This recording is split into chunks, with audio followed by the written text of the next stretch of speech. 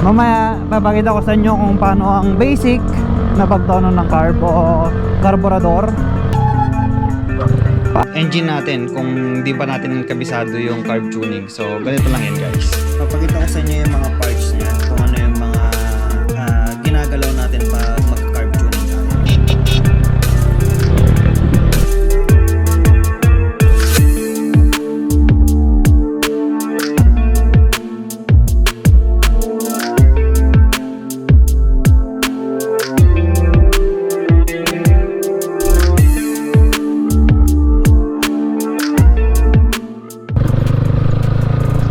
Alright, what's up guys, ZeroVisibility here. So lalabas tayo para test yung aking bike.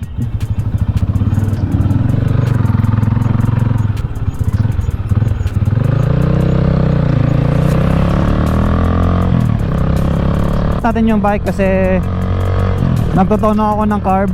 Mamaya papakita ko sa inyo kung paano ang basic na pagtono ng carb o carburador, kasi medyo matagal-tagal na rin mula nung muntik ka ng doggy. So matagal-tagal na rin mula nung huli ako nagtono ng carburador ko. Ipapaliwanag ko sa inyo kung bakit kailangan magtono o kailangan ayusin natin yung tono ng carburador natin. Okay? So dahil nagpalit ako ng exhaust ko ng mas free flowing, ibig sabihin dumami yung air nya sa combustion chamber, which is nagkakaroon siya ng popping sound tuwing may deceleration ko. Hindi ko alam kung maririnig nyo ngayon.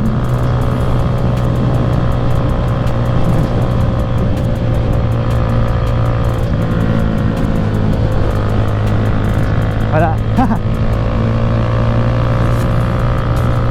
Kadalasan guys, kapag nagpalit ka ng exhaust, maririnig at maririnig mo yan, nakatono yung carb mo sa may exhaust na may catalytic. Yun yung may mga silencer. Sigurado yan, mag-iiba yung tono ng carb mo pag nagpalit ka ng exhaust. Ano nga ba ang mangyayari kapag nagpalit ka ng exhaust pero hindi mo tinono yung carb mo? Kadalasan overheat, mag-overheat yan guys, kasi sobrang lean yan, sobrang init ng intake mo or yung combustion chamber mo. Yung mismong gasolina natin nakakatulong din sa pagpapalamig ng engine para ma-compensate yung pag-init ng engine. Kailangan mong dagdagan ng gas.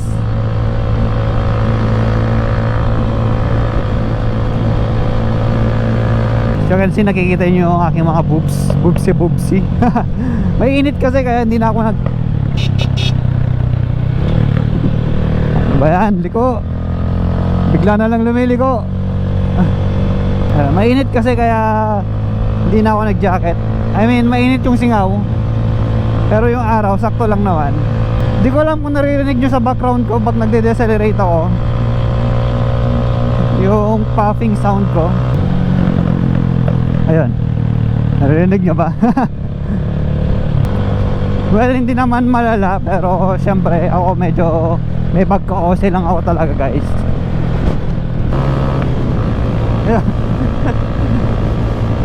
Ayan. Pero sigurado gets yun na yung point ko. Syempre kapag magtotono ka, check mo rin kung tama yung hinalom mo sa spark plug. Check mo rin spark plug reading mo. Kapag maputi siya, ibig sabihin lean talaga. Pag lean, kulang sa gas yung pinoprovide ng carburador mo o yung carburetor mo. Ayun, ayun, rinig niya.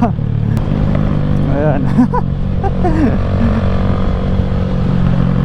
Hindi naman lagi, pero talagang maririnig mo yung puffing niya.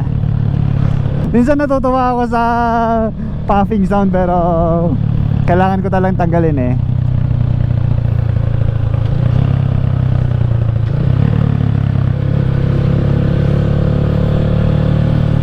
So ayun, balik lang tayo sa bahay at umpisa na natin ayusin yung carb or itono.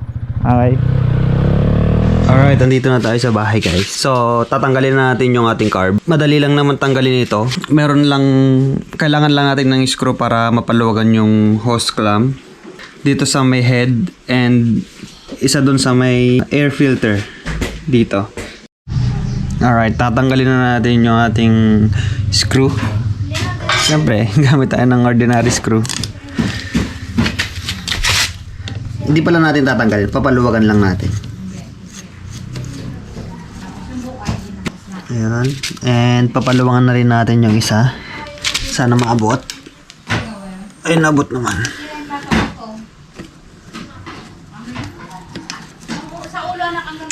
Alright.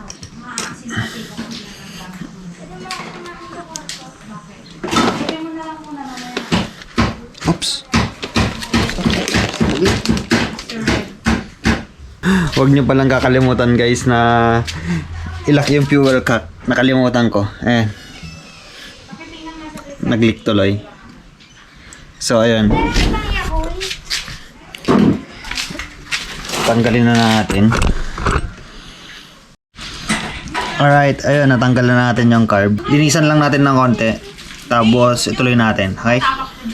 So, paano nga ba natin malalaman kung saan yung problema ng engine natin kung di ba natin kabisado yung carb tuning? So, ganito lang yan guys. Pwede ka maglagay ng tape dito, tapos tape din dito. Lalagyan mo lang siya ng closed, 1 port, 1 half, and full.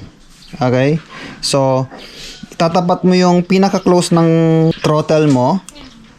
And then, kung saan yung 1/4 ng throttle mo, mamarkahan mo. Saan yung 1 half and yung full. So, kunyari, sa idle mo, naka-close yung throttle mo.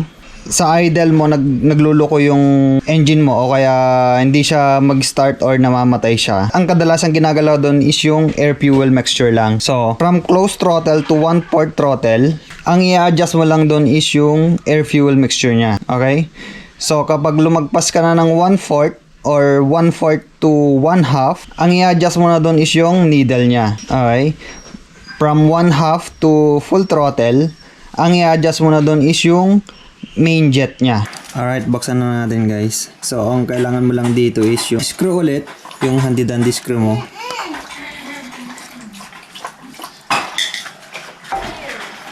So, papakita ko sa inyo yung mga parts niya, kung ano yung mga ginagalaw natin pag magka-carb tuning tayo. Okay?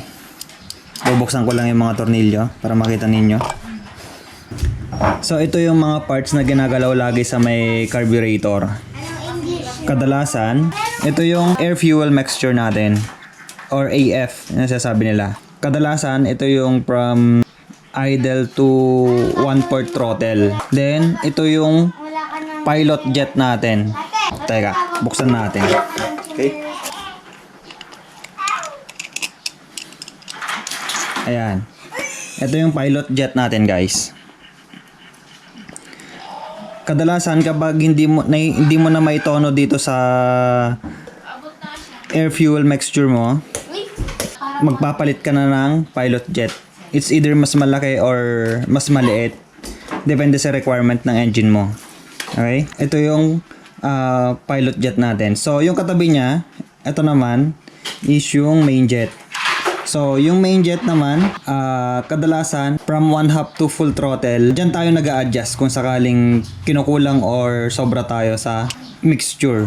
Ito, yung pilot jet and main jet, meron siyang mga number. Doon kayo mag-base kung magpapalaki or magpapalit kayo ng size ng jettings. Okay? So, ang needle naman guys is from 1/4 throttle to half throttle. Ayan. Oops. Laglaging tornilyo natin. Ayan. Ayan. Medyo mas kuwan lang ng konti ang diaphragm kasi sealed siya. So, dahan-dahan lang guys sa pagtanggal. Medyo manipis din yung goma nito. Kaya dahan-dahan lang. Ayan. Ito yung sa needle naman natin. Para matanggal natin yung needle, itutulak mo lang siya pataas. Ayan. Ingat lang kasi medyo may mga maliliit na parts. Ayan. Ito yung needle natin. Ayan, as you can see, meron siyang maliliit na grooves. So, doon tayo mag-a-adjust, guys.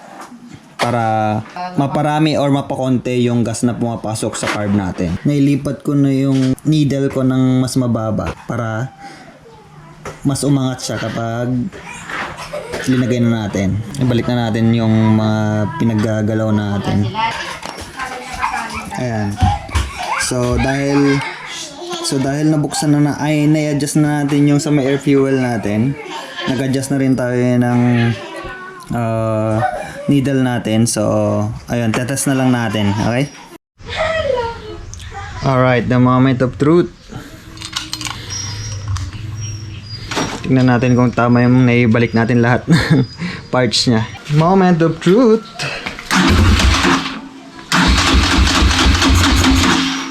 Ay, walang gas. Wait lang. Ayan, meron ng gas. Subukan natin ulit.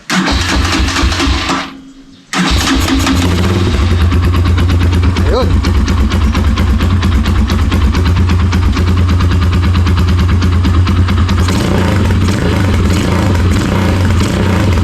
Medyo maingay lang guys ha. Pero ayun, so ibig sabihin nag-idle siya. Gumana siya. Ayun. So iayos lang natin lahat guys. Tapos subukan natin sa labas, okay? Alright, labas lang tayo saglit guys. Test natin kung gumana yung pag-adjust natin ng settings natin, okay? Test natin yung deceleration niya kung meron pa, and tingnan natin yung response niya.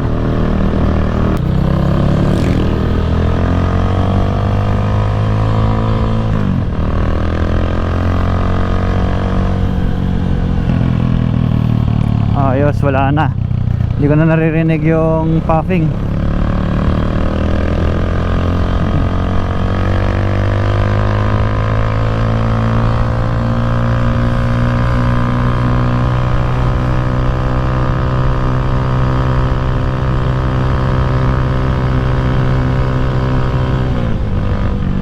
Laki na ng improvement.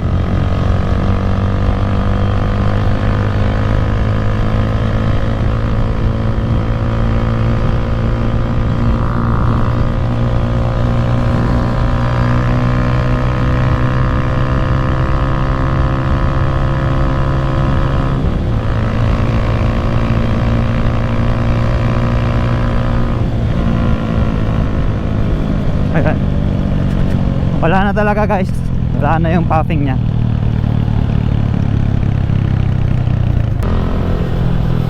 Ayun, so gumana yung pag-adjust natin.